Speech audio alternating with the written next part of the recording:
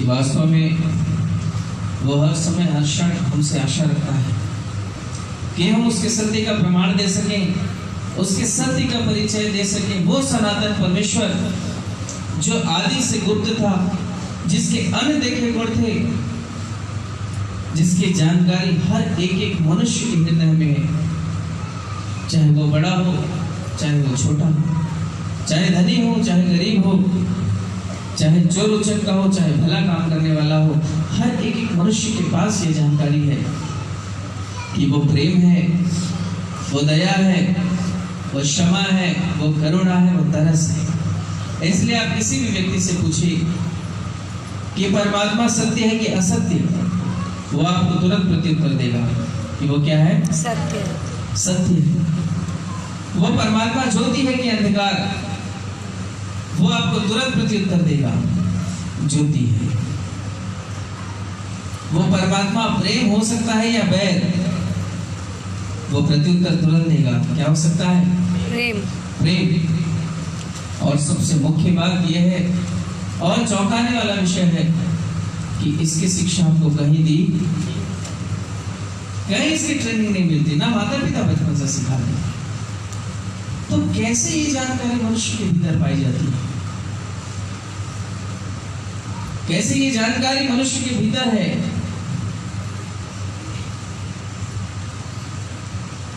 कैसे भीतर है ये? हमारे हिंदू शास्त्र में भी कई सुंदर लिखा है, जो श्लोक ओम भूर्भुवस्व तत्सवितुर्वरेण्यं भर्गो देवस्य धीमहि धियो यो न प्रचोदयात्, अर्थात जो ओम रूप वाला है, जो धीमहि है, जो धियो है, जो ना है, जो ये उसके गुण है। प्रचोदयात् का मतलब होता है ढूंढो। ऐसे गुण वाले परमात्मा को ढूंढो। समझ आया? जिसके पास ये गुण विराजमान है वही परमेश्वर है। समझ आ रहा है मेरे? और इसलिए परमेश्वर ने पहले ही मनुष्य जाति के भीतर ये जानकारी दे दी, या यूं कहें एड्रेस दे दिया है। जब मनुष्य बड़ा हो तो इसी एड्रेस को लेकर ढूंढे, बताओ ये एड्रेस कहाँ है, बताओ ये एड्रेस कहाँ है। आज बहुत से लोग गलत एड्रेस में हैं। समझ आ रहा है? गलत एड्रेस में है। क्यों गलत एड्रेस में है? क्योंकि अविनाशी परमेश्वर की महिमा को मनुष्य ने क्या कर दिया? नाशवान चीजों में, नाशवान मनुष्यों को दे दिया। आज मनुष्यों के आगे दंडवत करके मनुष्य को ईश्वर करके लोग ग्रहण, क्या उस मनुष्य में प्रेम, दया, क्षमा, करुणा पाया जाता है? आज मनुष्यों ने चौपाए जानवरों को उसकी महिमा दे दी। क्या चौपाए जानवर में वो गुण पाए जाते हैं? आज मनुष्य ने रेंगने वाले जंतुओं को वो महिमा, आकाश के पक्षियों को महिमा दे दी। क्या वो गुण उसमें पाए जाते हैं? नहीं। इसलिए हमारे शास्त्र कहते हैं कि उसको ढूंढो, जब तक ना मिले उसको ढूंढो। परंतु मनुष्य ढूंढ रहा है किसी और प्रकार से, कोई कर्मों के माध्यम से, कोई दान दक्षिणा के माध्यम से, कोई किसी और उपाय से करने का प्रयास। पर हमारे ही शास्त्र में लिखा है यजंतो शास्त्राणि भजंतो देवा न कुर्वन्तु कर्माणि भजन्तु देवता। अर्थात ना शास्त्रों के पढ़ने से, ना किसी पूजा और पाठ से, ना किसी राजा के या किसी मनुष्य के नाम के उच्चारण मात्र से मोक्ष हो सकता है, जब तक परमात्मा का बोध या स्पर्श एक मनुष्य के जीवन में ना हो जाए। मोक्ष के लिए परमात्मा का स्पर्श होना जरूरी है, मेल होना जरूरी है। समझ आ रहा है? उसका मेल होना जरूरी है एक मनुष्य के साथ, और तभी मोक्ष संभव है, अन्यथा मोक्ष को दूर है। आज मनुष्य उसी कर्म के द्वारा ढूंढ रहे हैं। समझ आ रहा है? आज मनुष्य चाहे वो हिंदू हो, चाहे मुस्लिम हो, चाहे सिख हो, चाहे ईसाई हो, क्योंकि ईसाई भी कर्मों में फंस गया। समझ आ रहा है मेरे प्रियो? ना चक्षुषा गृहते नापि वाचा नान्य देवे तपसा करुणावा। अर्थात जिस परमात्मा का दर्शन ये नेत्र, ये चक्षु नहीं कर सकती, वो किसी कर्म या यज्ञ विधि के द्वारा प्राप्त नहीं होगा। ये ऋषि मुनियों का अनुभव था, तब उन्होंने लिख दिया कि यज्ञ विधि, क्योंकि वो तो यज्ञ करते थे सैकड़ों वर्ष। क्या करते थे? सैकड़ों वर्ष यज्ञ करते थे, और यज्ञ के द्वारा जब परमात्मा की प्राप्ति नहीं हुई, तब उन लोगों ने अपने अनुभव को लिखा। और जब सैकड़ों वर्ष यज्ञ और तप के द्वारा भी असत्य और मिथ्या और प्रलोभन से छूट नहीं पाए,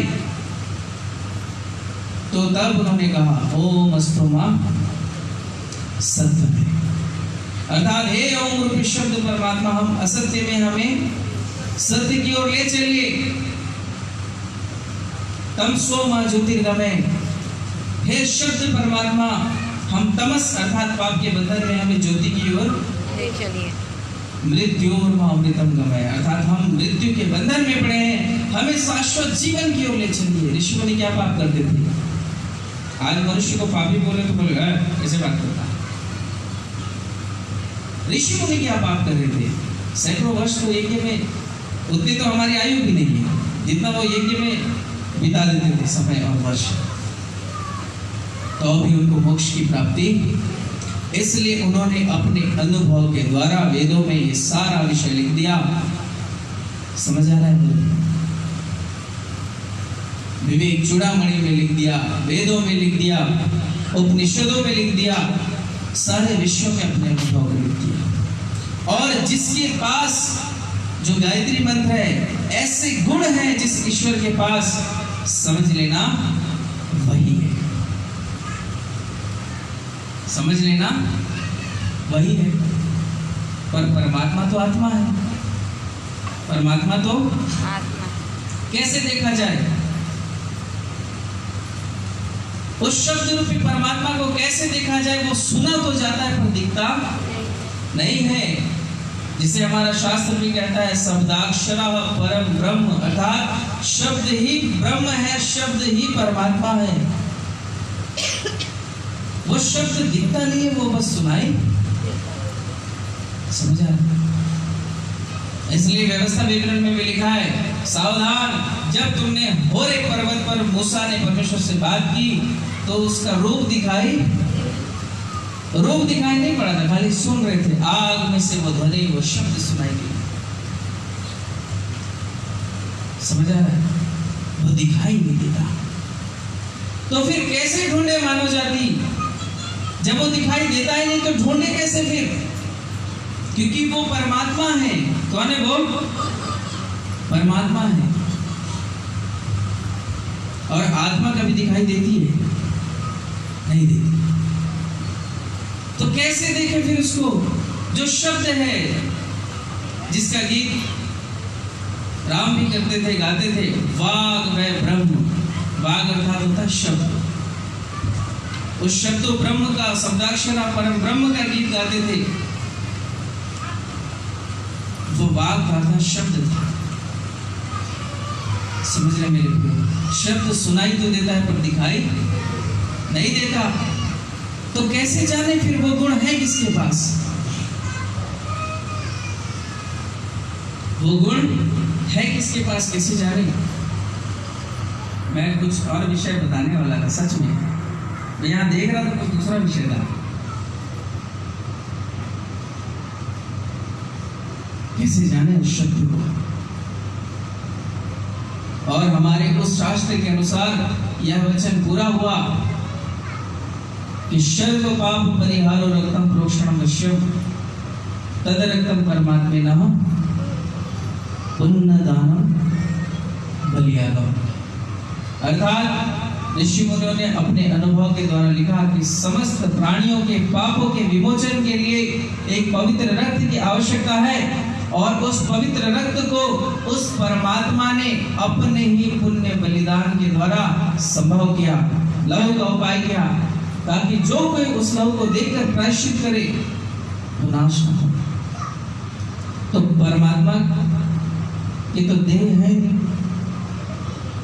तो लहू किस में उपाय होगा? फिर हम कैसे जाने पृथ्वी के ऊपर की बलिदान कौन हुआ? पापों के लिए किसका बलिदान हुआ, कैसे जानेंगे? समझ आ रहा मेरे प्रियो? इसलिए ये जांच पड़ताल करने की आवश्यकता है कि सत्य परमात्मा कौन है। हमने भी जांचा हमारे शास्त्रों में कि कौन है, हमने भी ढूंढा हमारे शास्त्रों में कौन है। हमको किसी ने ईसाई नहीं बनाया, हमको किसी ने ईसाइयत का प्रचार नहीं किया, हमने स्वयं ही ढूंढा और परमात्मा को प्राप्त किया और हम जान गए कि वो कौन है। समझ आ रहा है? हमने सारे शास्त्र पढ़े, अंत में बाइबल भी पढ़ा और वहां लिखा था यूहन्ना 1:14 में, पढ़िए।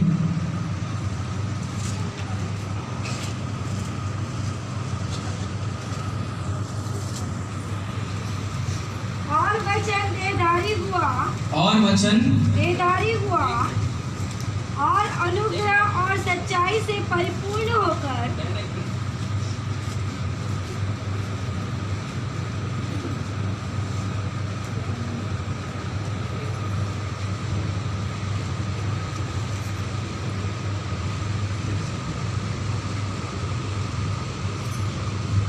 पढ़िए उसको।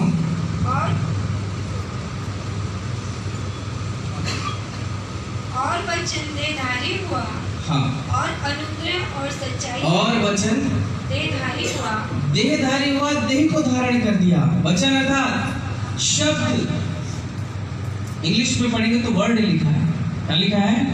वर्ड। वर्ड अर्थात शब्द। वो शब्द ने देह को धारण कर लिया। जब एक एक में पढ़ेंगे कि परमेश्वर ही वचन था, अर्थात शब्द था, और वही शब्द पूरे ब्रह्मांड में आज तक गूंज रही है। साइंस ने इस बात का पता लगा लिया है कि वो शब्द गूंज रहा है, और वही शब्द रूपी परमात्मा ने देह को धारण किया। इसको धारण किया, देह को धारण किया और देहधारी हुआ, और अनुग्रह और सच्चाई से परिपूर्ण, और अनुग्रह और सच्चाई से परिपूर्ण होकर हमारे बीच में डेरा किया, हमारे बीच में डेरा किया। बीच अर्थात हमारे बीच अर्थात रायपुर में, पृथ्वी के सेंटर में आया, सेंटर ऑफ वर्ल्ड। समझ आ रहा है? किसी भी कम्युनिकेशंस को ऑपरेट करने के लिए, चलायमान करने के लिए एक केंद्र बिंदु की आवश्यकता होती है। रायपुर में एयरटेल है, आइडिया है, जितने कम्युनिकेशंस है सबका एक सेंटर है, एक केंद्र है, और पूरे भारत को भी चलायमान करने के लिए एक केंद्र है। कौन है? दिल्ली।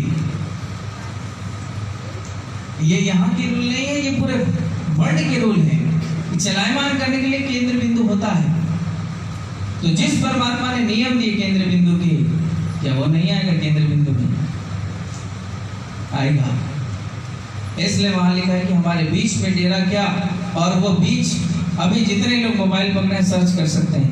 यरूशलेम का बैतलहम है, उत्तर दक्षिण पूर्व पश्चिम जब चारों दिशाएं दिखाएंगे तो बीच का सेंटर जो वो बैतलहम में है। अभी सर्च करेंगे गूगल में मिल जाएगा। वो सेंटर ऑफ वर्ल्ड है। समझ आ रहा है? इसलिए वो बीच में आया। अगर वो मध्य, वो सेंटर, वो केंद्र भारत में पड़ता तो वो भारत में आता। यदि वो श्रीलंका में पड़ता तो वो श्रीलंका में आता। वो जिस देश में पड़ता उस देश में आता, और वो हर देश में रहता, उसका नाम यीशु पड़ता, क्योंकि यीशु अर्थपूर्ण नाम है। जैसे प्रकाश, ठीक है, जगदीश, जगत का ईश को क्या कहते हैं? ये नाम अर्थपूर्ण है। वैसे पहले जितने नाम दिए जाते थे वो अर्थपूर्ण नाम दिए जाते थे, और इसलिए यीशु नाम भी अर्थपूर्ण था। और याद रखें, यीशु बाइबल का नाम नहीं है। इसलिए जब शास्त्री फरीसी सुने ये किस हाथ में यीशु नाम का, ये कहां से आ गया, हमने आज तक ऐसा नाम, इसलिए बोरा गए, क्योंकि उस नाम का अर्थ था छुड़ाने वाला या उद्धार करने वाला। समझ आ रहा है? छुड़ाने वाला या उद्धार करने वाला। और धन्यवाद देते हैं और बहुत गर्व करते हैं हमारे हिंदू शास्त्र में, जिसमें पहले नाम आ गया बाइबल से पहले। ईश मूर्ति हदि प्राप्त नित्य शुद्ध शिव करी ईसा मसीह इति च मम नाम प्रतिष्ठिता अहम कुमारी गर्भस्य संभवम। अर्थात जिस परमात्मा का दर्शन सनातन कल्याणकारी एवं मोक्षदायी है, वो मेरा नाम ईसा मसीह प्रतिष्ठित किया गया है, और जब मैं आऊंगा तो एक कुंवारी के गर्भ से संभव होगा। समझ आना मेरे लिए? इसलिए वो कुंवारी के गर्भ में आया, किसी मनुष्य के द्वारा नहीं आया। परमात्मा के अंश, वो बीज जो उसके पेट में गए, गर्भ में गए, अर्थात वचन, वो देहधारी हुआ, वो वचन गर्भ धारण किया और वो वचन जन्मा, अर्थात परमात्मा स्वयं। क्योंकि लहू का उपाय करना था मनुष्य जाति के लिए, लहू के उपाय के लिए देह की आवश्यकता है। समझ आ रहा है? और इसलिए परमात्मा ने देह को धारण किया, इसलिए परमात्मा ने देह को धारण, और वो वचन देहधारी हुआ। उस देह का नाम पड़ा यीशु। किसका नाम? उस मनुष्य का नाम नहीं था, उस देह का नाम था यीशु, अर्थात छुड़ाने वाला।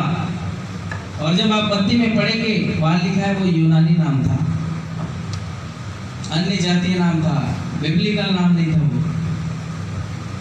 इसलिए शास्त्री फरीसी उसको क्रूस पर चढ़ा दिए।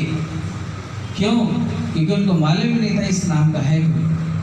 बाइबल में तो इमानुएल दिया है, ये तो यीशु बता रहा है। समझ आ रहा है?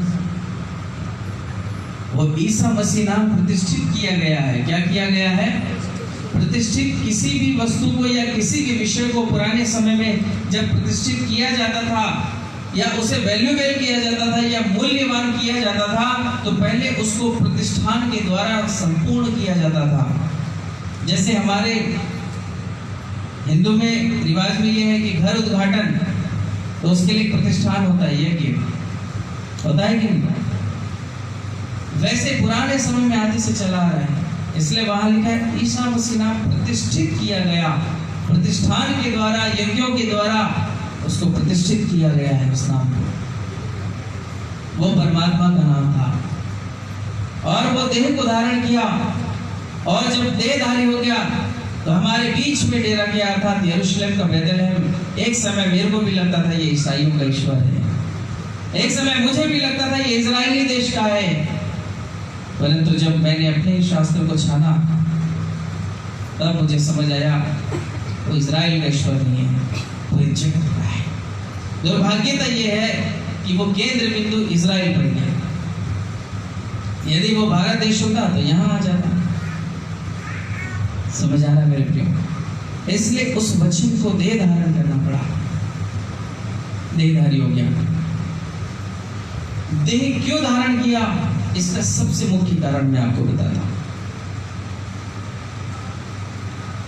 पृथ्वी के ऊपर आदि से,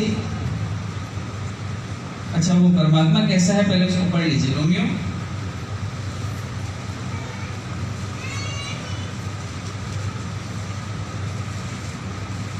रोमियो 8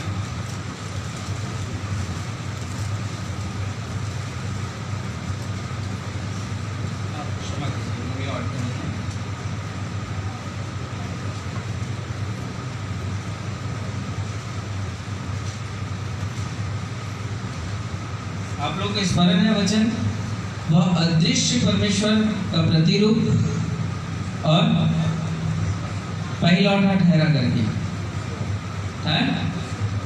कुलसियों, हाँ हमारे भाइयों को याद है, ऐसे मदद कीजिएगा।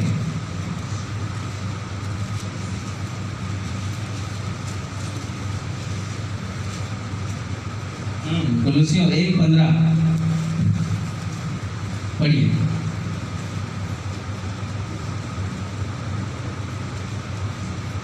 पढ़िए नहीं, जिसके पास माइक हो वही पढ़िए। वह तो अदृश्य परमेश्वर का प्रतिरूप और सारी सृष्टि में पहलौठा है। वह तो अदृश्य परमेश्वर का प्रतिरूप है। प्रतिरूप मीन्स इमेज। समझ आ रहा है? इमेज है। इसलिए जब कोई पुत्र किसी पिता के नाम को खराब करता है तो क्या बोलता है? मेरा इमेज खराब कर दिया तुमने। इमेज मतलब मेरी छवि खराब कर दिया, मेरा प्रतिरूप खराब कर दिया, कि लोग कहेंगे फलाने का बेटा है, फलाने का बेटा है, देखो ऐसा करता है। समझ आ रहा है? प्रतिरूप मतलब इमेज होता है, उसकी छवि होता है, पिता की छवि। वो अदृश्य परमेश्वर की छवि था, तो छवि शरीर में नहीं था। छवि क्योंकि वो अदृश्य परमेश्वर है, परमात्मा है, वो आत्मा है, उसकी क्या रूप हो सकती है? जिसे निराकार कहते हैं, उसका कोई आकार, अदृश्य परमात्मा है। तो अदृश्य परमात्मा का प्रतिरूप जो था वो देह नहीं था। देह तो मात्र केवल शब्द के कारण बनी हुई थी। जैसे हम मिट्टी से बने, वो देह शब्द से बनी हुई थी। और प्रतिरूप जो था वो उसके भीतर पाई जाने वाली आत्मा थी। समझ आ रहा है? अदृश्य परमेश्वर का प्रतिरूप देह नहीं था, वो आत्मा थी, और वो अदृश्य परमात्मा था। उसको देह धारण इसलिए करना पड़ा मेरे प्रियो। अब रोमियो निकालिए 1 अध्याय, उसका 18 पद से पढ़िए।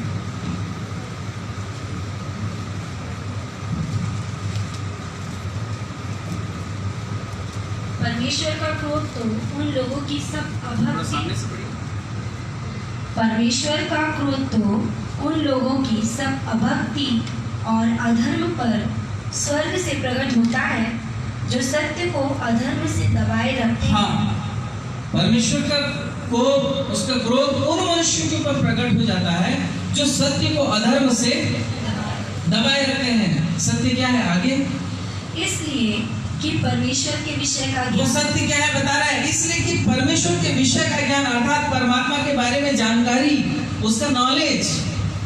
आगे, परमेश्वर के विषय का ज्ञान उनके मनों में प्रकट है। सत्य यह है कि परमेश्वर के विषय का ज्ञान अर्थात बारे में जानकारी हर एक मनुष्य के मन में प्रकट है, सबके मन में मालूम है। इसलिए तो मैं बताया, चाहे ऊंचे आदमी को पूछो, चाहे नीचे आदमी को, चाहे धनी, चाहे गरीब, चाहे लाचार, चाहे सक्षम व्यक्ति हो, सबका एक ही उत्तर होगा, वो सत्य है। सबका एक ही प्रत्युत्तर होगा, वो ज्योति है।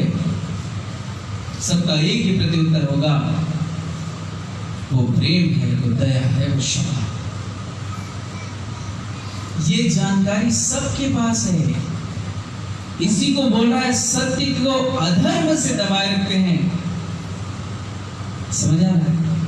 अर्थात परमेश्वर के सनातन गुण या परमेश्वर का विषय का ज्ञान उनके मनों में जो प्रकट है, ये सत्य है।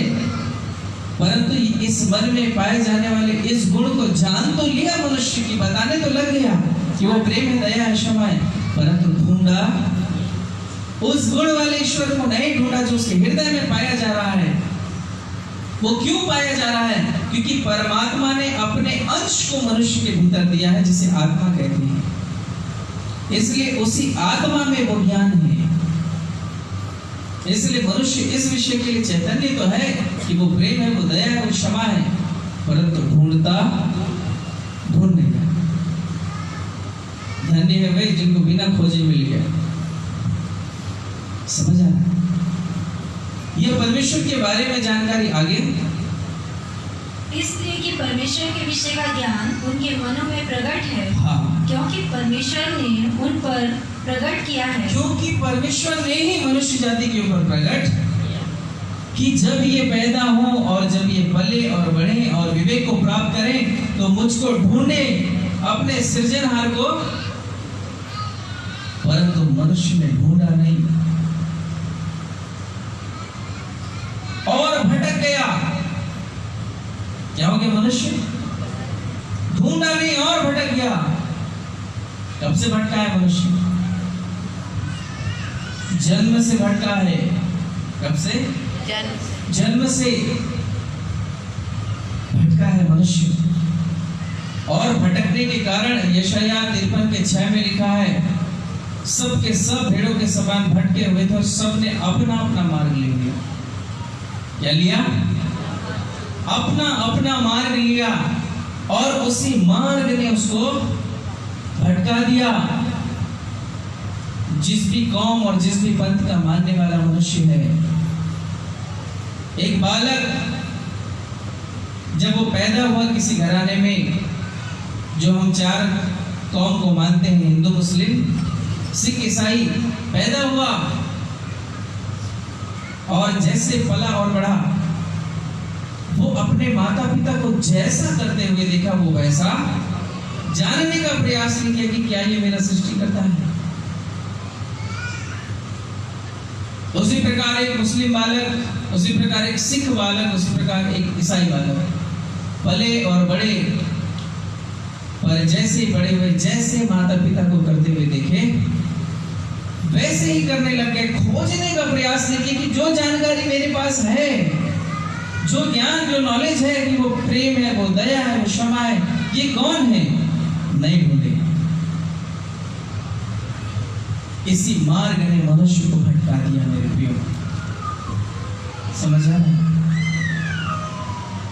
इसी मार्ग ने मनुष्य को भटका दिया और इसी भटकाव के कारण मनुष्य सारा काम तो कर रहा है, परंतु वो ऐसा विषय जिसके लिए परमात्मा का बलिदान होना था, अर्थात पाप से छुटकारा, वो आज तक नहीं दिखाई दे रहा है किसी कौम, किसी पंथ में।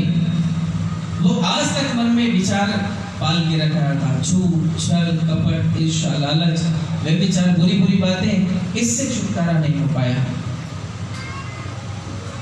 सारे कौम, सारे पंथ ने कर्म में फंसा दिया। इसमें इसी को तो हमारा शास्त्र पहले कह रहा था, कर्मों के द्वारा वो प्राप्त नहीं होगा, सबने कर्म किया। समझ आ रहा है? जितने कौम, जितने पंथ का निर्माण किया गया मनुष्य के द्वारा, जिन्होंने अपना अपना मार्ग लिया, वही मार्ग उसको भटका दिया, क्योंकि वो कर्मों में आके फंस गया। और पुराने समय में भी जब शास्त्री फरीसी परमेश्वर को ढूंढना चाह रहे थे, उनको नहीं मिला। रोमियो में लिखा है 9 अध्याय में, पढ़िए उसको।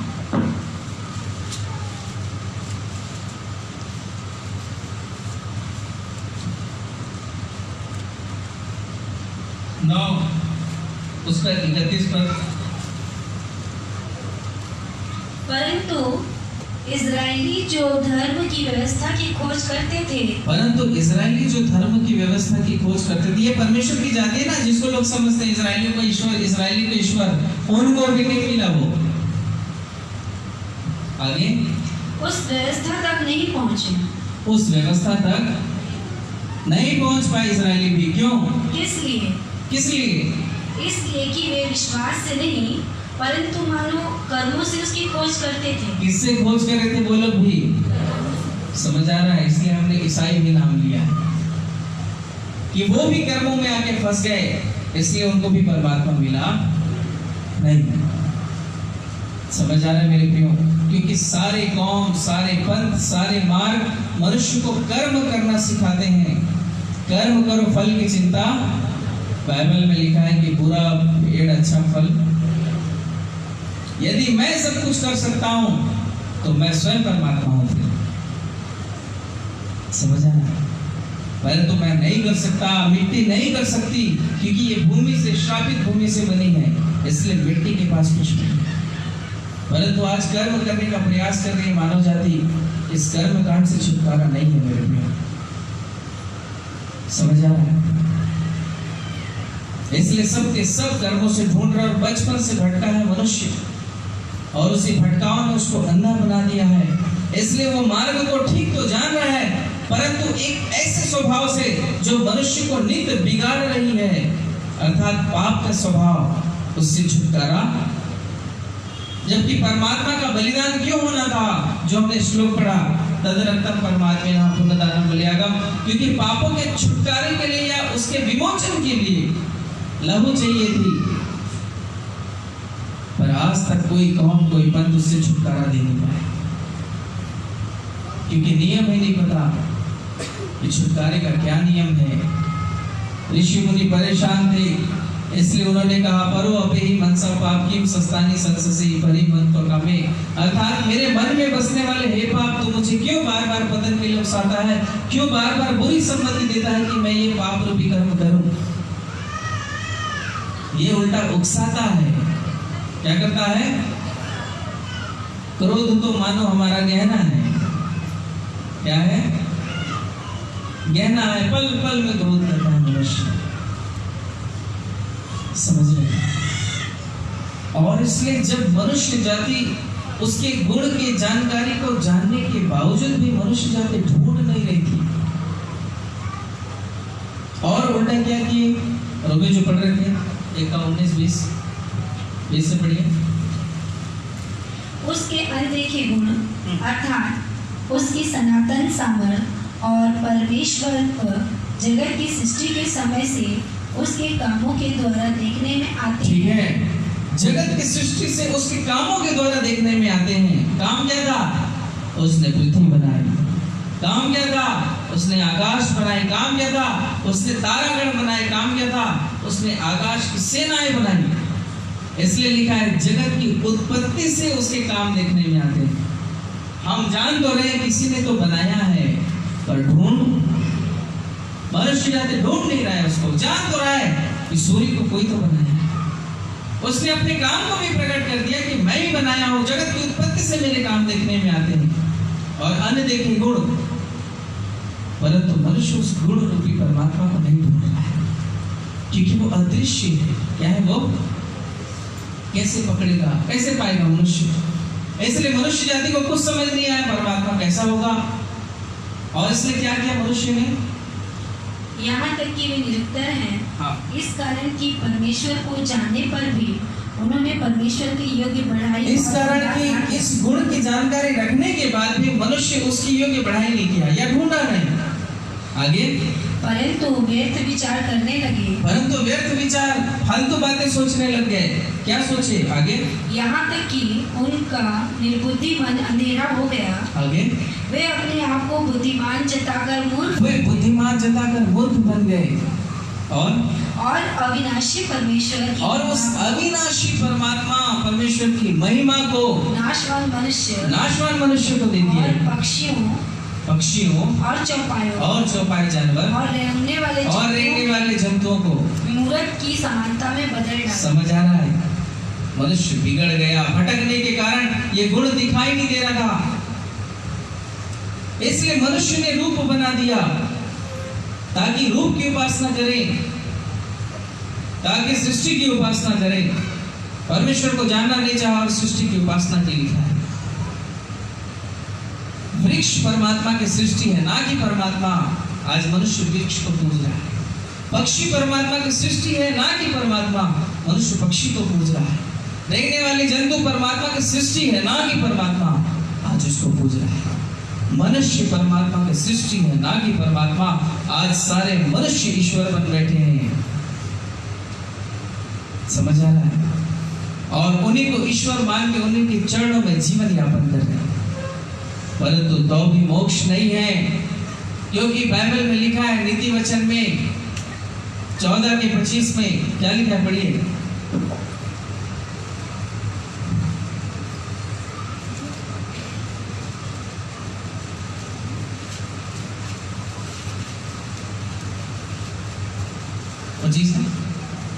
सच्चा साक्षी 14:25 या 14:12 है।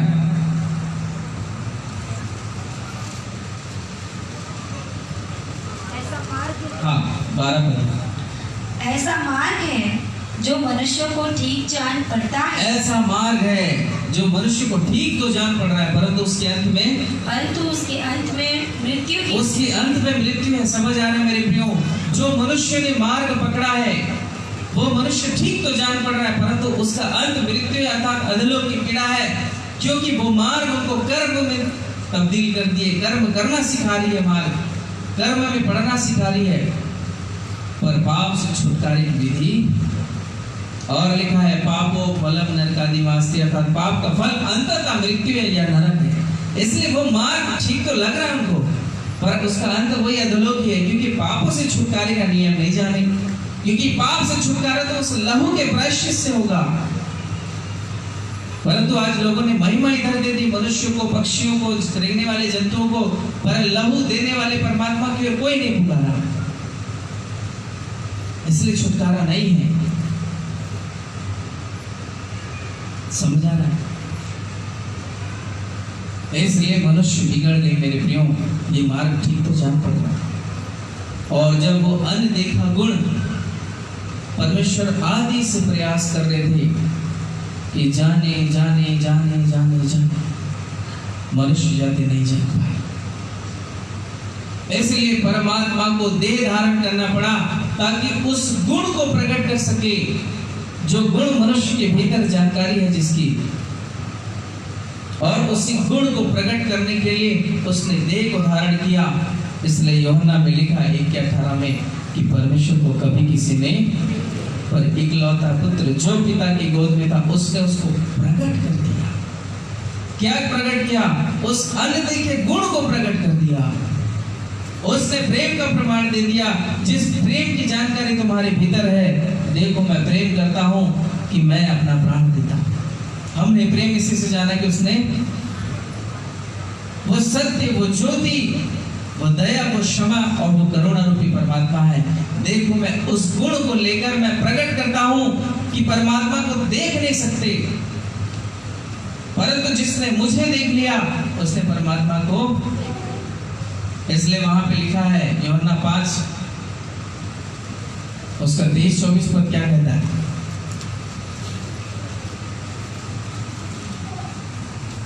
कि सब लोग जैसे पिता का आदर करते हैं, वैसे ही पुत्र का भी आदर करें। आगे?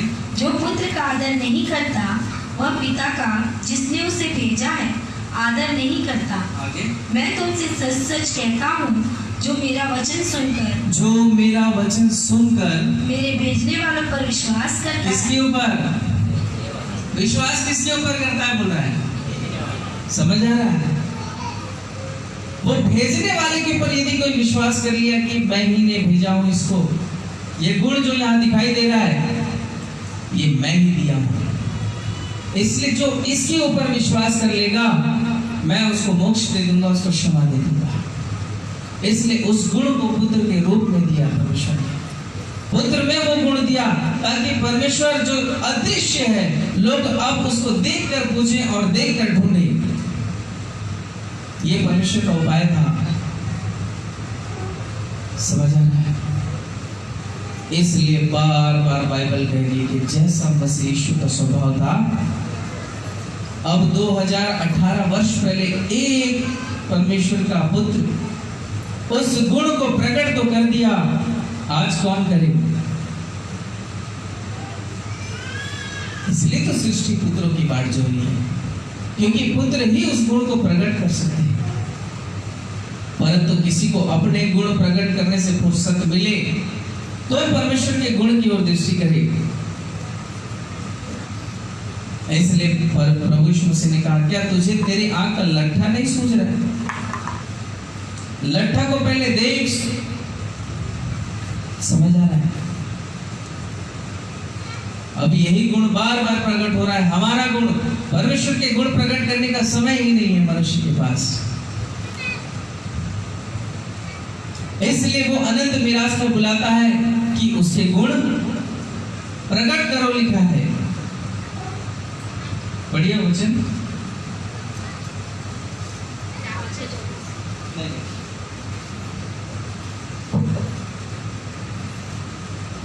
यदि किसी को स्मरण है तो बता दें, मुझे थोड़ा ढूंढना पड़ेगा।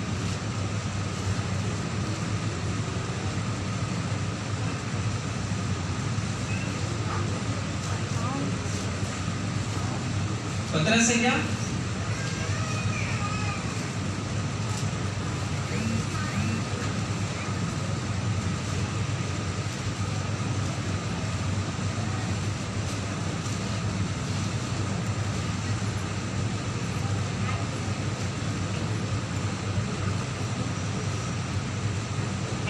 पत्रस 2, पहला पत्रस उसका 9 पद से पढ़ी।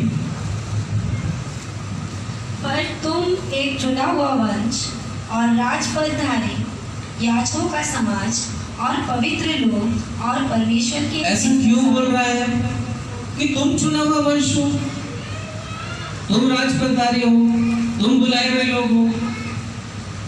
ऐसा क्यों बोल रहा है विश्वासियों को? पतरस के बोलने का क्या कारण था? तात्पर्य क्या था? एक का 18 पद पढ़िए। इसके बोलने का कारण है, विशेषता है। क्योंकि तुम जानते हो कि तुम्हारा निकम्मा चाल चलन जो बाप दादों से चला आता है, उससे तुम्हारा छुटकारा चांदी सोने अर्थात नाशवान वस्तुओं के द्वारा नहीं हुआ। तुम्हारा छुटकारा चांदी और सोने और नाशवान वस्तुओं से नहीं हुआ जो कर्म में लगते हैं। समझ आ रहा है? सोना, मूल्यवान, गंधरस, अन्य अन्य वस्तु, उससे छुटकारा नहीं हुआ तुम्हारा। उससे छुटकारा है भी नहीं। किससे हुआ? आगे, पर निर्दोष और निष्कलंक मेमने अर्थात मसीह के बहुमूल्य लहू के द्वारा। किसके द्वारा छुटकारा हुआ? लहू के द्वारा। ये वही लहू है।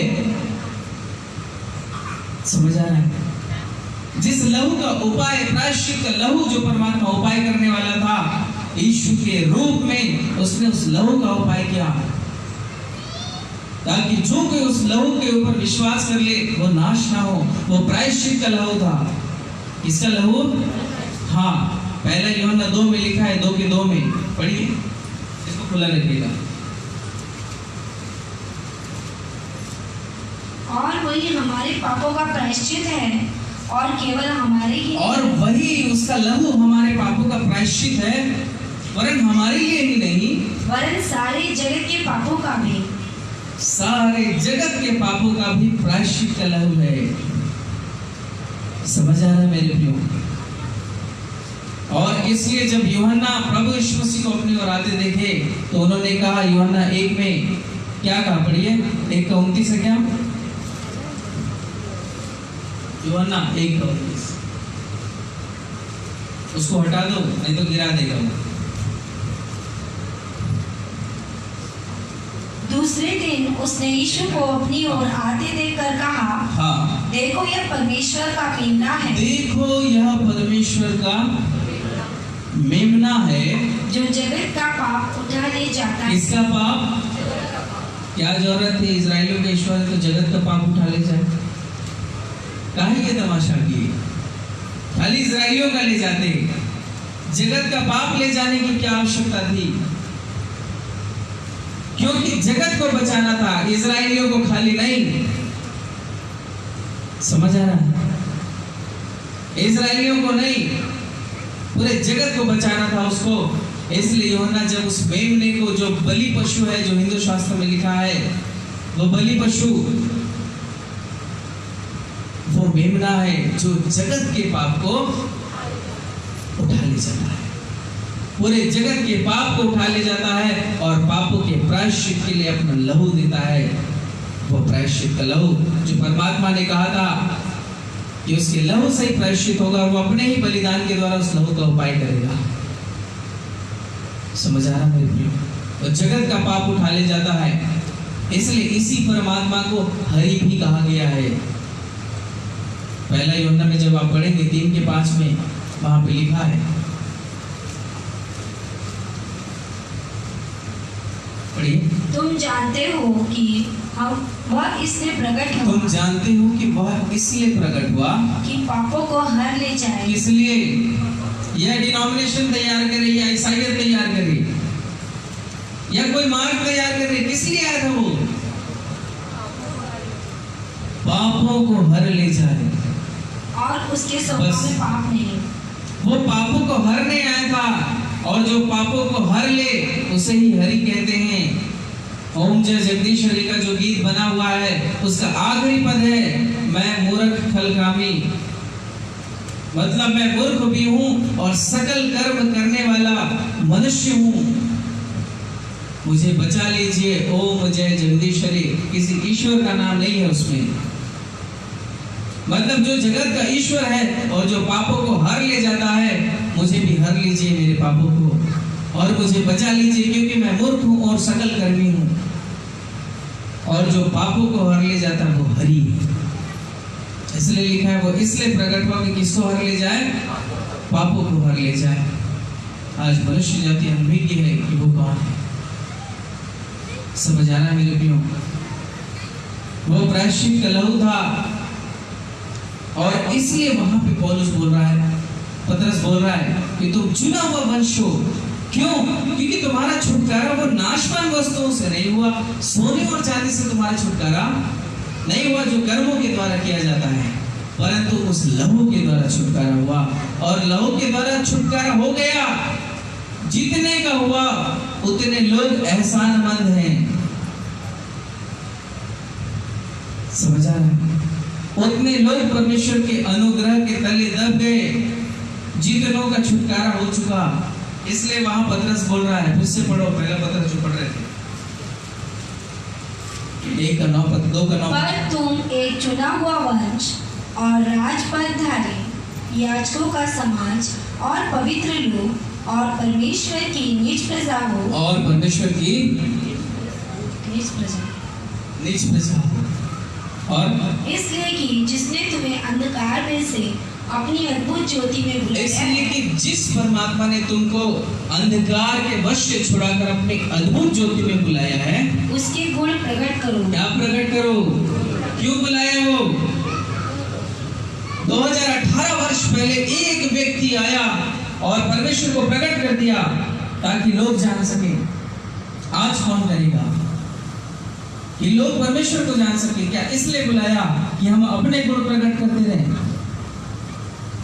क्यों लिखा है कि शेष जीवन उसके लिए बिताओ, शेष जीवन उसके लिए बिताओ। उसके गुण को प्रकट करने के लिए बुला रहा है, जिस गुण को पूरी पृथ्वी नहीं देख पा रही है, पूरी मानव जाति नहीं देख पा रही है, इसलिए गिने चुनों को बुलाया, जिनके ऊपर उसने लक्षण देखा कि ये मेरे लिए जी सकता है, ये मेरे नाम को प्रकट कर सकती है, ये मेरे नाम को प्रकट कर सकता है। जिसके पास लक्षण दिखाई दिया उसको बुला लिया। हम में से जितने बुलाए हुए लोग हैं सबके पास कुछ ना कुछ लक्षण दिखा, अर्थात वो पश्चाताप और परमेश्वर की आशा जग गई कि अब ये मेरे को प्रकट करेगा। क्योंकि लोग नहीं जान रहे हैं, तुम जाओ और बता दो। लिखा है यशायाह में, क्या लिखा है? पढ़िए।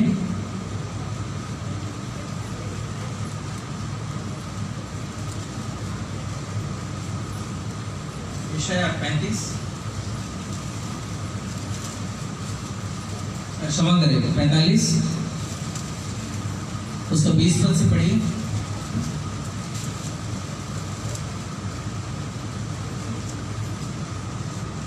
हे जाति जाति में से, हे जाति जाति में से बचे हुए लोग, हे जाति जाति में से, इसलिए बुला रहा है सबको जाति जाति में से।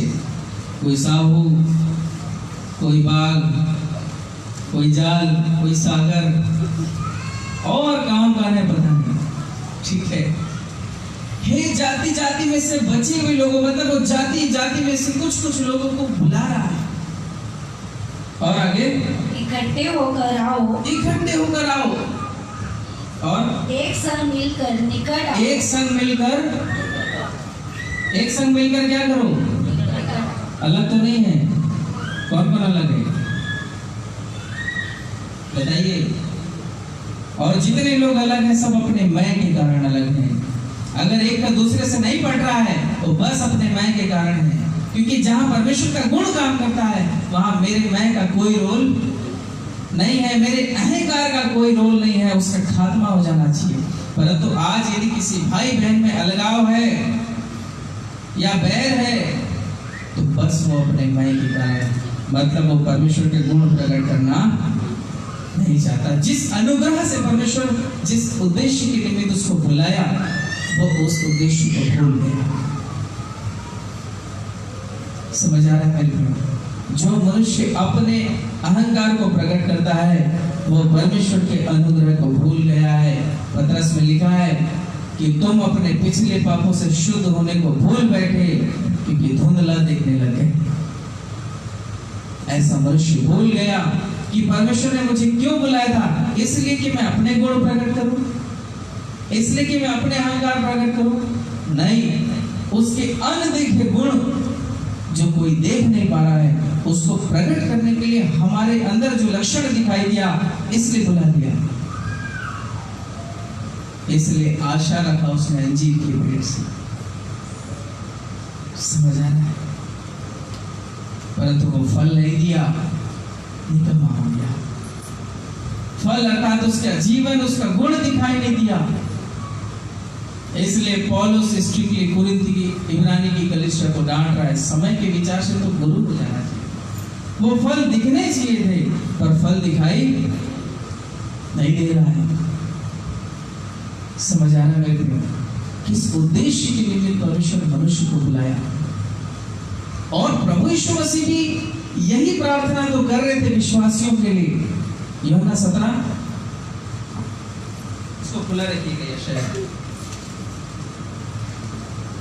आज देर हो जाएगा, झेल पाएंगे मेरे को? ठीक है, झेलना तो पड़ेगा। यूहन्ना 17 उसका 20 पद, ऊपर हेडिंग क्या लिखा है? सभी विश्वासियों के लिए। सभी विश्वासियों के लिए प्रभु यीशु मसीह क्या प्रार्थना कर रहे थे? बोलो। मैं केवल इन्हीं के लिए विनती नहीं करता, परंतु उनके लिए भी जो उनके वचन के द्वारा मुझ पर विश्वास करें। समझ आ रहा है? उनके वचन के द्वारा या उनके प्रचार के द्वारा, उनके संगति के द्वारा मेरे ऊपर विश्वास कर लेंगे कि हाँ, यही है पाप क्षमा करने वाला। इसलिए चेलों को अधिकार दे दिया, तुम जिसकी पाप क्षमा करो हो जाएंगे, तुम जिसके ढांप दो ढांप जाएंगे, तुम जिसके बांध लो बन जाएंगे, जिसके खोल दो। ये अधिकार देता है, क्योंकि परमेश्वर को कोई देख नहीं सकता, पर जिस जन को उसने तैयार किया है उसके द्वारा वो दिखाई देगा। इसलिए उसको सारा अधिकार भी देता है, स्वर्ग और पृथ्वी का सारा अधिकार देता है, ताकि उस अधिकार के द्वारा उस गुण को प्रकट करे। और जो उसके भेजने वाले के ऊपर विश्वास कर लिया कि सचमुच में ये परमेश्वर का अभिषिक्त जन है, उसका उद्धार वहीं से पूर्ण हो जाएगा। क्योंकि परमेश्वर उसके ऊपर रख दिया, एक आधार बना दिया कि इसको देखकर यदि कोई मेरे ऊपर विश्वास कर लिया कि मैं ही ने भेजा है, वो उद्धार पा जाएगा। मेरे तक पहुंचने की जरूरत, इस तक पहुंच जाओ, इसके ऊपर विश्वास कर लो। इसलिए सावधान, जितने लोग परमेश्वर की गवाही लेकर जाते हैं, जितने लोग परमेश्वर के वचन को लेकर दूसरे को सुनाते हैं, सावधान कि उसके अवगुण को प्रकट नहीं करते, नहीं तो उसकी बदनामी हो जाएगी। समझ आना मेरे को? उसको बदनाम और उसको निंदा करने वाले फिर से ठहर जाएंगे, क्योंकि तो शिक्षा तो देता है पर उससे बैर रख रहा है, खुद उसके गुण प्रकट करना। इसलिए सावधान, वचन प्रचार करने से पहले कि परमेश्वर ने ये अधिकार दिया कि भेजने वाले के ऊपर जब विश्वास कर लेगा तो उद्धार दूंगा बोला है। और भेजने वाला ही यदि गड़बड़ है, जिसको भेजा है, यदि उसी के जीवन में गड़बड़ी है, जीवन दिखाई नहीं दे रहा है, तो वो दंड आपके ऊपर आ जाएगा। इसलिए सावधान। इसलिए लिखा है हर कोई चेला ना बने, उपदेशक ना बने। अब क्या सोच रहे हैं? ऐसे सावधान नहीं किया, इसलिए क्योंकि परमेश्वर का दूत बन के जाना है। दूत अर्थात मैसेंजर या एम्बेसडर होता है, और दूत का एक ही काम होता है, राजा जो कहता है उसको प्रकट कर देना, अपनी ओर से कुछ नहीं कहता। समझ आ रहा है? इसलिए जितने लोग वचन बताते हैं, सावधान रहिए, अपने गुण को प्रकट नहीं करना है, परमेश्वर के गुण को। यदि अपने गुण प्रकट कर रहे हैं तो समझना परमेश्वर का अनादर करना आरंभ हो गया। समझ रहे मेरे प्रियो? वहां से परमेश्वर का अनादर हो जाता है। इसलिए यहाँ प्रभु यीशु मसीह चेलों को अधिकार दिए और बोले इनके द्वारा भी यदि कोई विश्वास कर लेता है, आगे, परंतु उनके लिए भी जो इनके वचन के द्वारा मुझ पर विश्वास। मैं उनके लिए भी प्रार्थना कर रहा हूँ। क्या प्रार्थना कर रहा हूँ? कि वे सब एक हो। कि वे सब एक हो। क्या हो? एक हो। और आगे, जैसा तू हे पिता मुझ में है और मैं तुझ में हूँ, हाँ, वैसे कि वे भी हम में हो, जिससे संसार विश्वास करे कि तू ही ने मुझे जिससे भेजा। संसार विश्वास करे, समझ आ रहा है कि तू ही ने मुझको भेजा है। अर्थात जो मनुष्य लेकर जाता है परमेश्वर का वचन, परमेश्वर के जीवन की बातें, वो भेजा हुआ होना चाहिए। कौन होना चाहिए? भेजा हुआ, अर्थात प्रेरित होना चाहिए। समझ आ रहा है? योना में लिखा है ना, भेजा हुआ अपने भेजने वाले से बड़ा होता है। तो भेजा हुआ में स्टार लगा, उसका अर्थ प्रेरित दिया है। अर्थात गुण को प्रकट करने वाला व्यक्ति बिना भेजे नहीं जाना, अवगुण को लेकर। समझ आ रहा है? नहीं तो बदनामी होगी, वाहवाही नहीं होगी परमेश्वर की। और आगे, वह महिमा जो तूने मुझे दी, मैंने उन्हें दी है, कि वे वैसे ही एक हो जैसे कि हम एक हैं। वे वैसे ही एक हो जो इनके द्वारा भी विश्वास करते चले आएंगे 2018 वर्ष पहले से चला आ रहा है, कि वे एक हो जाएं। क्या हो जाएं? ये प्रार्थना प्रभु यीशु मसीह कर रहे थे। पर आज अलगाव क्यों? एक पर दूसरे से पट नहीं रहा है। एक भाई दूसरे भाई से बैर रखा है, मुंह फुलाया। एक बहन दूसरे बहन से मुंह फुलाई है, बात नहीं चल रहा है। मतलब परमेश्वर की महिमा करने नहीं आया ऐसा मनुष्य, परमेश्वर की बदनामी और निंदा करने आया है। और ऐसे मनुष्य को निंदक बोलता है, क्योंकि तुझे बुलाया इसलिए कि मेरे गुण प्रकट करे, ना कि अपने गुण। मेरे गुण को प्रकट करने के लिए मैं बुला रहा हूं, क्योंकि लक्षण मुझको दिख गया है। लक्षण मुझको, पर आने के बाद हम अपने गुण को, अपने विचार, अपने स्वभाव को प्रकट करते चले जा रहे हैं। परमात्मा ने इसलिए नहीं बुलाया, उसके उद्देश्य को समझना। वो अनदेखा गुण जो दिख नहीं रहा है, उसको आपके ऊपर से, आपके जीवन से वो प्रकट करना चाहता है, ताकि लोग जाने कि परमेश्वर है पृथ्वी पर। समझ आ रहा है मेरे प्रियो? आज लोग बहुतेरे उपदेशक और प्रचारक तो बने हैं, पर गुण प्रकट करने के लिए नहीं। समझ आ रहा है? इसलिए मनुष्य जाति छुटकारे को प्राप्त नहीं करे। इसलिए सृष्टि को पुत्र चाहिए, गुण प्रकट करने वाला। इसलिए प्रभु यीशु मसीह प्रार्थना करें कि वे सब एक हो जाएं, अलग नहीं। और जितने लोग अलग हैं आज ही मिल लेना, नहीं तो परमेश्वर का हमसे कोई नाता नहीं। समझ रहे हैं? क्योंकि परमेश्वर इस उद्देश्य से नहीं बुलाया कि तुम पर बार बार अनुग्रह करता रहे, इस उद्देश्य से कि मेरे गुण प्रकट करो। नहीं करोगे दूसरा तो सांटेगा, साइड हट जाओ, समय नहीं है। इसलिए उसके अनुग्रह को पहचानो। इसलिए वहां बोल रहा है मेरे प्रियो, पढ़िए फिर से यशायाह जो पढ़ रहे थे।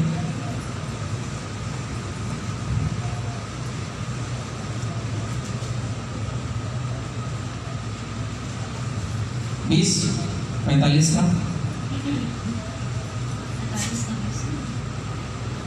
हे जाति जाति में से बचे हुए लोगों, हाँ ठीक है, हे जाति जाति में से बचे हुए लोगों, इकट्ठे होकर आओ, एक संग मिलकर निकट आओ। एक संग मिलकर निकट आओ, अलग होकर नहीं। मैंने एक बार प्रचार किया था कि यरूशलेम के घर एक दूसरे से मिले हुए हैं, अलग नहीं। पर जो अलग होना चाहता है, जो नीति वचन में लिखा है 28 में, वो अपनी इच्छा पूरी करना। तो जितने लोग अलग है वो सब अपनी इच्छा पूरी करें, पर जो एक होकर आएगा वो भविष्य की इच्छा पूरी करने के लिए एक साथ मिलकर इकट्ठे होकर आओ। वह जो अपनी लकड़ी की क्यों बुला रहा है इकट्ठे होकर आओ? क्योंकि वह लोग जो अपनी लकड़ी की खोदे हुए मूर्ति लिए हुए फिरते हैं, और ऐसे देवता से, ऐसे देवताओं से पुकारते हैं जिससे उद्धार नहीं हो सकता, अर्थात प्रार्थना करते हैं, वे अज्ञान हैं। वे कैसे लोग हैं? अबोध हैं, अज्ञान है। समझ आ रहा है? अज्ञान मनुष्य को क्या बोलता है बाइबल? प्रभु यीशु मसीह बार एक शब्द बता रहे थे। कल मैं भाइयों से भी प्रश्न कर रहा था कि बाइबल में कंगाल शब्द क्यों दिया है? कि मैं कंगालों को सुसमाचार सुनाता हूँ, कंगालों को बुलाता हूँ। कंगाल तो कंगाल कौन है? वो जो भिखारी है, वो जिसके पास धन नहीं है। मैं बहुत आकलन करता था, ये कंगाल क्यों बोल रहा है? कंगाल की अवस्था है कि वह क्यों कंगाल शब्द का उपयोग कर रहा है। एक वचन निकालिए मेरे साथ, यिर्मयाह, इसको खुला रखिए।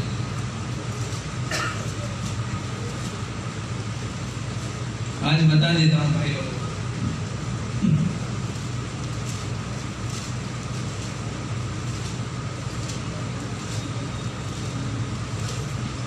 यिर्मयाह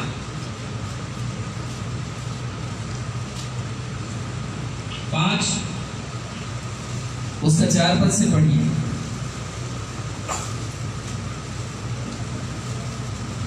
फिर मैंने सोचा ये लोग तो कंगाल और फिर मैंने सोचा ये लोग तो कंगाल और अबोध ही हैं, अबोध हैं, क्योंकि ये यहोवा का मार्ग और अपने परमेश्वर का नियम नहीं जानते। क्या नहीं जानते? मार्ग और नियम नहीं जानते, इसलिए कंगाल बोलता है। धन और पैसे और उसके लिए नहीं, प्रतिष्ठा के लिए नहीं, कंगाल शब्द इसलिए लगाया कि उनके पास ना तो परमेश्वर का मार्ग है, ना तो परमेश्वर का नियम है, ना तो जानकारी है। इसलिए वहां बार बार प्रभु यीशु मसीह ने कंगाल शब्द का उपयोग किया। मैं कंगालों को बुलाने और कंगालों को चुना। कंगाल हम बहुत बार पढ़ते थे, प्रभु धन्यवाद मुझ कंगाल को चुन लिया। कंगाल का मतलब भी नहीं मालूम।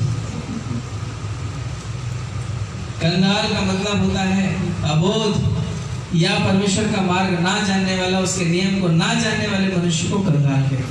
इसलिए तू कहता धनी तो हो गया पर तू कंगाल है। क्यों? क्योंकि तेरे पास नॉलेज नहीं है परमेश्वर की, उसके मार्ग और उसके नियमों की जानकारी नहीं है, इसलिए कंगाल शब्द का प्रयोग हुआ है। ये अबोध है और कंगाल है। अबोध मतलब अज्ञान है। इसलिए वहां यशायाह में बोल रहा है कि वो जो अपने खुदी हुई मूर्तों की लकड़ी लिए फिरते हैं और ऐसे ईश्वर से प्रार्थना करते हैं जिससे उद्धार नहीं हो सकता, वे अज्ञान है। वो क्या है? दैट मीन्स कंगाल है। वो अज्ञान है अर्थात कंगाल है। पौलुस बोला कंगालों से दिखते पर बहुतों को धनी, तो धनी बनाना है। वे अबोध है अर्थात कंगाल है। यशायाह जो पढ़ रहे थे पढ़िए, समझ आया कंगाल शब्द का अर्थ? वह जो अपनी लकड़ी की खोदी हुई मूर्ति लिए फिरते हैं, हाँ। और ऐसे देवता से जिससे उद्धार नहीं हो सकता प्रार्थना करते हैं, वे अज्ञान हैं। वे अज्ञान हैं। आगे, तुम प्रचार करो और तुम प्रचार करो और उनको लाओ। क्या करके ले आओ? वचन बता के? नहीं। दवाई दे के? क्या ज्ञान बांट के?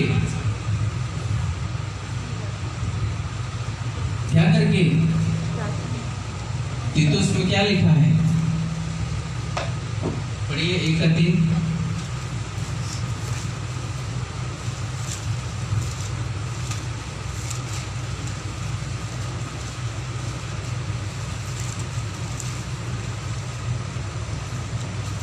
पर ठीक समय पर अपने वचन को उस प्रचार के द्वारा प्रकट कर दिया। वचन को प्रचार के द्वारा प्रकट किया। तो प्रचार मतलब वचन को प्रकट कर देना। परमेश्वर को कभी किसी ने नहीं देखा। इकलौता पुत्र जो पिता की गोद में था, उसने उसको प्रकट कर दिया। अर्थात वो वचन, वो शब्द रूपी परमात्मा, वो शब्दाक्षरा परम ब्रह्म, वो शब्दो ब्रह्म, उसको पुत्र ने अपने जीवन से प्रकट कर दिया और उसी को प्रचार कर दिया। इसलिए वहां लिखा है वो अबोध है, वो ऐसी जगह में पड़े हुए हैं। तुम जाओ और प्रचार करके ले आओ। प्रचार अर्थात मेरे वचन को धारण करके प्रकट कर कि वो प्रेम, वो दया, वो क्षमा, वो सत्य मैं हूं, वो ज्योति मैं हूं। जाओ और प्रकट कर दो। इसलिए बोल रहा है मेरे भेजने वाले के ऊपर यदि विश्वास कर लिया उस ज्योति को देखकर, तो मुझ तक पहुंचने की जरूरत है। मैं उद्धार वहीं से करूंगा। इसलिए बुलाया है। अब इसके बाद कोई अलग काम करने नहीं जाना, क्योंकि परमेश्वर हमको बुलाया तो बस इसलिए कि उसके गुण प्रकट करें। वो अन्य देखे गुण जो मनुष्य जाति देख नहीं पा रही है, उसको प्रकट करने के लिए परमेश्वर बुलाया है, ना कि कुछ और काम करने के लिए कि कोई ये मिनिस्ट्री की, कोई ये तमाशा, कोई वो खोल दिया है। उसके लिए नहीं बुलाया, या कोई कर्म कांड के लिए नहीं बुलाया, वो इसलिए बुलाया कि उसके गुण समझ आए, उसका प्रचार कर दो। गिनती में तो है 200 के आसपास। कितने प्रचार करते हैं, इस बात का अनुमान हम 5 साल बाद लगाएंगे। कितने उसके पुत्र और पुत्री ठहरते हैं, इसका अनुमान हम 5 साल बाद लगाएंगे। पुत्र और पुत्री का मतलब जानते हैं? पहाड़ी उपदेश में लिखा है, धन्य है वे जो मेल कराने वाले हैं। मेल कराने वाले का गुण मालूम है क्या होता है? मेल कराने वाले का गुण जानते हैं? मेल का सुसमाचार तो पकड़ लिए, पर मेल कराने का नियम क्या है? निकालिए इफिसियों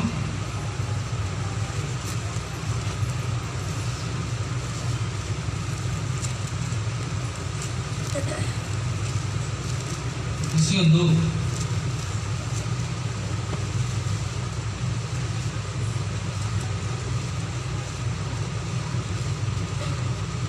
2 का 15 पद से पढ़िए। और अपने शरीर में बैर अर्थात वह व्यवस्था जिसकी आज्ञाएं विधियों की रीति पर थी, मिटा दिया कि दोनों से अपने में एक नया मनुष्य उत्पन्न करके मेल करा दे। हाँ, दोनों में एक नया मनुष्य को उत्पन्न करके मेल करा दे। तो मेल करने वाले का क्या गुण था? 15 का फिर से पढ़िए। उसने अपने शरीर में बैर को नाश किया। किसको नाश किया? मेल कराना है, प्रचार करने से नहीं होगा। बाइबल पकड़ के मेल कराने वाला मनुष्य बैर का नाश करने वाला होना चाहिए, तभी परमेश्वर के पुत्र और पुत्री कहलाएंगे। जो मत्ती में लिखा है, धन्य वे जो मेल कराने वाले हैं, क्योंकि वे परमेश्वर के पुत्र। बैर तो खुद पाल के रखे हो, मेल कैसे होगा? पुत्र कैसे बनेंगे, पुत्री कैसे बनेंगे? पुत्र और पुत्री बनने का नियम है बैर को नाश करने वाला मनुष्य, ताकि बीच वाले दीवार को समाप्त करने वाला मनुष्य, जिसे बाड़े का सुधारक भी कहा जाता है। यदि बाड़े का सुधारक ही बाड़ा तोड़ने वाला बने तो परमेश्वर किससे आशा रखे? यदि मेल कराने वाला ही बैर को पाल कर रखे तो परमेश्वर किससे आशा रखे? समझ आ रहा है? पुत्र और पुत्री बनना है, बैर का समापन कर देना। बीच में जो दीवार, जो बैर रूपी दीवार खड़ी हो जाती है, उसको ढा देने वाला काम करना, उसी को पुत्र और पुत्री कहते हैं। बोलने से नहीं होगा परमेश्वर के पुत्र और पुत्री हैं। बैर को नाश करने वाले गुण रखने वाले मनुष्य को ही पुत्र कहता है, पुत्री कहता है। समझ आ रहा है मेरे प्रिय? इसलिए पुत्र ने तो प्रचार करके प्रकट कर दिया। अब बोलता है कि तुम जाओ और प्रचार करके उनको ले आओ। प्रचार मतलब उस वचन के गुण को प्रकट कर दो, उस लहू के गुण को प्रकट कर दो। जो अनदेखा परमेश्वर है उसको जाओ और प्रकट कर दो। परंतु मनुष्य तो कुछ और करने लग गया। कोई इधर पकड़ लिया, कोई उधर पकड़ लिया, कोई उधर पकड़ लिया। पर बुलाया इसीलिए है मात्र कि उसके गुण पढ़िए, जो पतरस हम पढ़ रहे थे।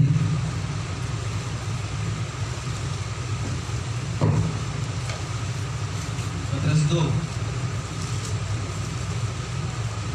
फिर से 9 पद से पढ़िए।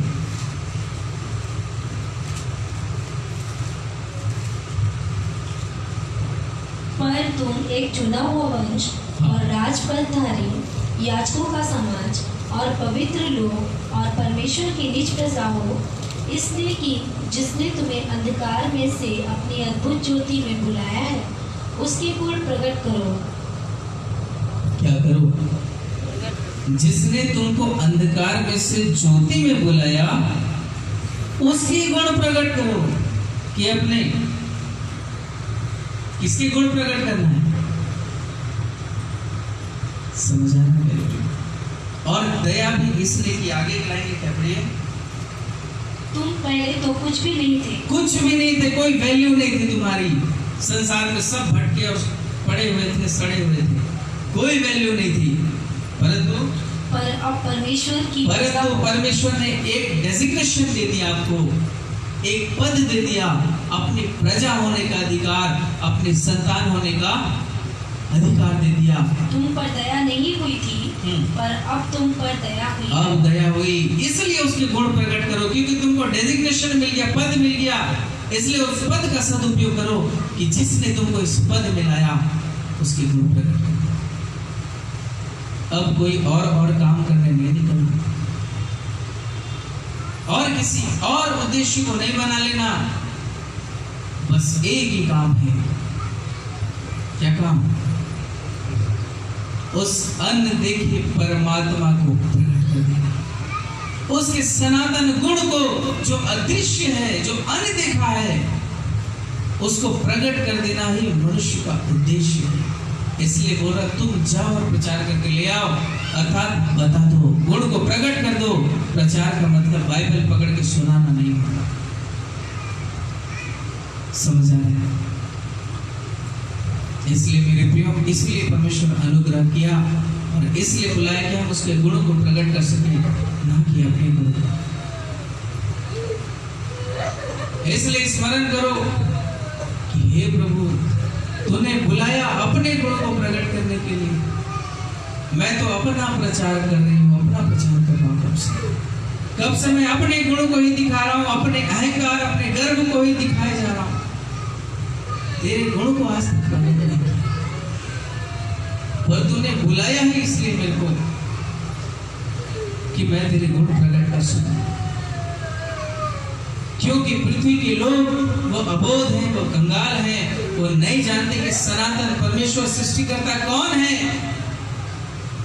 तुम जाओ प्रचार कर दो, अर्थात जाओ उस शब्द ब्रह्म को प्रकट कर दो, देह धारण कर लो और देह में मेरे वचन को दिखा दो, ताकि तुम्हारे द्वारा लोग जान सके कि ये परमेश्वर का जन है, मेरा भेजा हुआ है। और तब मेरा उद्देश्य सार्थक हो जाएगा, तब मेरा बुलाया जाना जो मैं तुमको बुला रहा हूँ सार्थक होगा। समझ आ रहा है मेरे प्रियो? इसलिए यदि अलगाव है तो अपने गुण को प्रकट करना छोड़ो। मेल को ढूंढ, लिखा है नीति वचन 34 अध्याय में, वहां पे लिखा है कि मेल को ढूंढ, बैर का त्याग कर, मेल को ढूंढ, क्योंकि मेल कराने वाले परमेश्वर के पुत्र और पुत्री ठहरेंगे। अर्थात वो जो बैर का नाश करता है, दीवार को ढा देता है, जो अलग करने वाली दीवार है, भाई भाई के बीच में लगाव है, बहन बहन के बीच में, उस दीवार को ढा देने वाला मनुष्य पुत्र और पुत्री कहलाएंगे। समझ आ रहा है मेरे प्रियो? इसलिए आज से एक ही उद्देश्य बना लेना, बस पिताजी तुम मुझ में प्रकट हो जाए। मेरे जीवन की एक ही आशा, मेरे जीवन की एक ही दौड़, मेरे जीवन का एक ही लक्ष्य कि तुम मुझ में और मैं तुझ में, कि हम सब एक हो जाए। इसलिए बार बार तू उनमें और मैं उसमें क्यों बोल रहा था? वो गुण आ जाना चाहिए इसमें और उसमें, उसमें। तभी एका होने का प्रमाण है, तभी एक होने का उद्देश्य है, नहीं तो एक नहीं हो पाएंगे। वो लहू का गुण ही सबको समेट देगा। समझ आ रहा है मेरे प्रियो? तो क्या प्रतिज्ञा करेंगे कि नहीं स्वामी, आज के बाद मैं बस आपके ही गुण को प्रकट करूंगी, आपके गुण को प्रकट करूंगा। बहुत हो गया, मैंने अपना प्रचार कर लिया, बहुत हो गया, मैंने अपने क्रोध, अपने बैर, अपने ईर्ष्या, अपने डाह का प्रचार कर लिया। क्या तू इसलिए अनुग्रह किया था कि मैं अपना प्रचार करूं? और तूने इसलिए दया और अनुग्रह की कि मैं तेरा प्रचार कर सकूं, या तेरे उस अनदेखे गुण को तेरे पुत्र मसीह यीशु के समान प्रकट कर सकूं, ताकि जिस सनातन परमेश्वर को लोग अंधत्व के कारण नहीं जान पा रहे हैं, वो मेरे द्वारा जान सके, वो हमारे द्वारा जान सके। इसलिए उसके गुण प्रकट करो। इसलिए आज से ये उद्देश्य बना लेना कि स्वामी, अब मैं तुझको प्रकट करूंगा, तुझको प्रकट करूंगा, क्योंकि बहुत मैंने तेरा विरोध कर लिया, बहुत तेरे प्रचार का तिरस्कार कर लिया, बहुत तेरे सनातन वचन का तिरस्कार कर लिया। मैंने कितना इनकार किया है, मैं आज जान पाता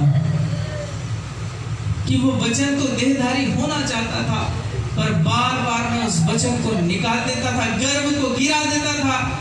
अपनी अभिलाषाओं के कारण ये भूमि गर्व गिराने वाली ठहरी।